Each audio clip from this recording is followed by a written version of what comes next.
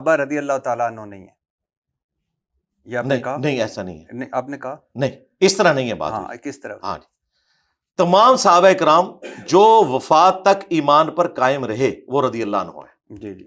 جو نبی علیہ السلام پر ایمان لائے، آپ علیہ السلام دنیا سے تشریف لے گئے، اس وقت تک وہ مسلمان تھے،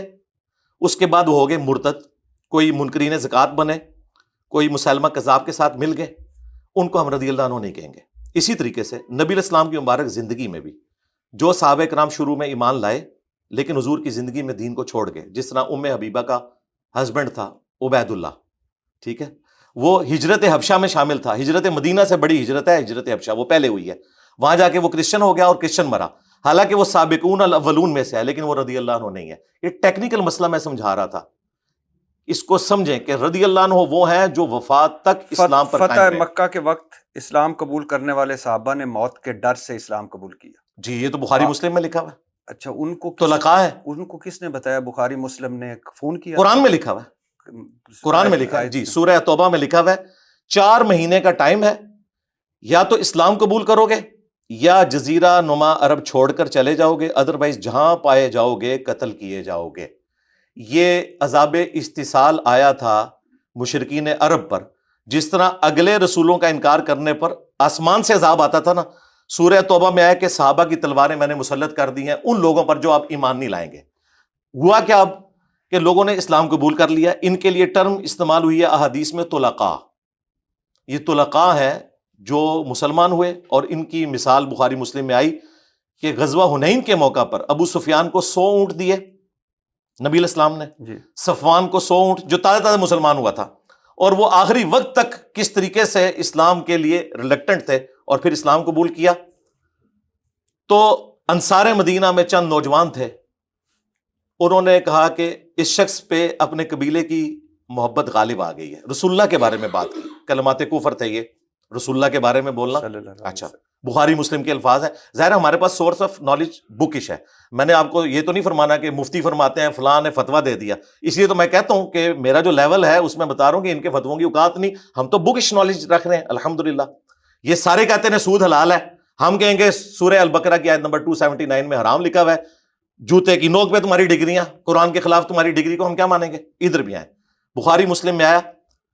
جب یہ بات کی تو اللہ تعالیٰ نے وحی کے ذریعے نبی علیہ السلام کو بتایا، آپ نے ان کو بلوایا، آپ نے فرمایا تم نے یہ گفتگو کی ہے، تو پھر سینئر لوگ پڑھے، انہوں نے کہا یا رسول اللہ، جذباتی لوگ تھے، یہ بات کی، آپ نے فرمایا کیا تم اس بات پہ خوش نہیں ہے کہ یہ دنیا کا مال لے جائیں اور تم اللہ کے رسول کو لے جاؤ؟ کون دنیا کا مال لے جائے؟ 100 اونٹ جن کو دیے تھے، اور تم اللہ کے رسول کو لے جاؤ۔ اللہ کی قسم پوری دنیا ایک گھاٹی میں چلے اور انصار دوسری گھاٹی میں ان کے ساتھ ہوں گا، میرا جینا مرنا انصار کے ساتھ ہے، کیونکہ انہوں نے مشکل وقت میں میرا ساتھ دیا۔ نبی علیہ السلام کو بھی پتا تھا کہ یہ جو لوگ اب مسلمان ہوئے ہیں ان کے پاس اور کوئی چارہ نہیں تھا، ان کو ہم کہتے ہیں طلقاء، لیکن رضی اللہ عنہ کہتے ہیں، قانوناً وہ صحابہ ہیں، ان کا احترام بھی ضروری ہے، لیکن اگر کوئی شخص کہتا ہے کہ ان کو ہم کھڑا کریں گے سابقون الاولون کے ساتھ، جن کی قربانی ہے، جن کی وجہ سے اسلام یہاں تک پہنچا، تو وہ تو قرآن بھی کہتا ہے کہ جو فتح مکہ سے پہلے مسلمان ہوئے جو بعد میں وہ برابر نہیں ہو سکتے۔ کیوں؟ فتح مکہ سے پہلے گھنٹی لگتی تھی۔ آیت کون سی؟ سورۃ الحدید کی آیت نمبر 10 ہے کیا کہ جو فتح مکہ سے پہلے مسلمان ہوئے اور جو بعد میں ہوئے یہ برابر نہیں ہو سکتے، اور اللہ تعالیٰ نے سب کے ساتھ اچھا وعدہ کیا، وَكُلًّا وَعَدَ اللَّهُ الْحُسْنَى۔ پھر سورہ توبہ میں 3 کیٹیگری صحابہ کرام کی بتائی گئی، پہلے سابقون الاولون من المہاجرین والانصار، دوسرے کہا گیا پکے منافق ہے جو نبی نہ تم جانتے ہو نہ تمہارے ساتھیوں کو پتا ہے، مدینہ میں بھی اور اہل مدینہ کے ارد گرد عرابیوں میں بھی، اور تیسرے وہ ہیں جو ملے جلے اعمال کرتے ہیں۔ صحابہ کرام بھی سارے برابر نہیں تھے، منافقین کا پتہ بعض کا تو چل گیا اور بعض کا آج کی ڈیٹ میں نہیں ہمیں پتہ، ظاہر ہے وہ بیچ میں شامل ہو گئے تھے۔ یہ سب سے بڑا ثبوت ہے کہ نبی علیہ السلام نے جب آنکھیں بند کی، آپ نے جن کو ایمان کی حالت میں چھوڑا، اس ڈیٹ تک وہ آپ کے اور میرے فتوے کے تحت رضی اللہ عنہ تھے، لیکن جب وہ منکرین زکوٰۃ کے ساتھ ملے، مسلمہ کذاب جھوٹے پیغمبر کی پیروی اختیار کی، تو رضی اللہ عنہ سے لعنت اللہ علیہ بن گئے۔ اس کا مطلب ہے کہ رضی اللہ عنہ بولتے ہوئے بڑی احتیاط کرنی چاہیے کہ یہ کن کے بارے میں ہو رہی ہے۔ اب یہ کوئی کہے کہ نہیں جی آج تو ہمیں پتہ چل گیا کہ وہ کافر ہو گئے تھے تو ان کے بارے میں آیت بھی نہیں ہے، نبی علیہ السلام کو تو اس بات کا نہیں پتا، آپ نے اپنی زندگی میں انہیں صحابی چھوڑا ہے،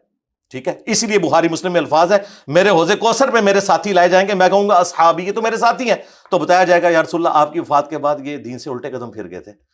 تو نبی اسلام کہتے ہیں میں اس وقت وہی کہوں گا، بخاری مسلم کے الفاظ ہیں، جو حضرت عیسیٰ کہیں گے کہ اللہ جب تک میں ان میں موجود تھا ان پر گواہ تھا، جب تو نے مجھے اٹھا لیا تو تو ان پر گواہ ہے۔ تو نبی الاسلام پھر کہیں گے سحقن سحقن لمن غیر بعدی، ان کو مجھ سے دور کر دو جنہوں نے میرے بعد میرے دین کو بدل دیا۔ ابن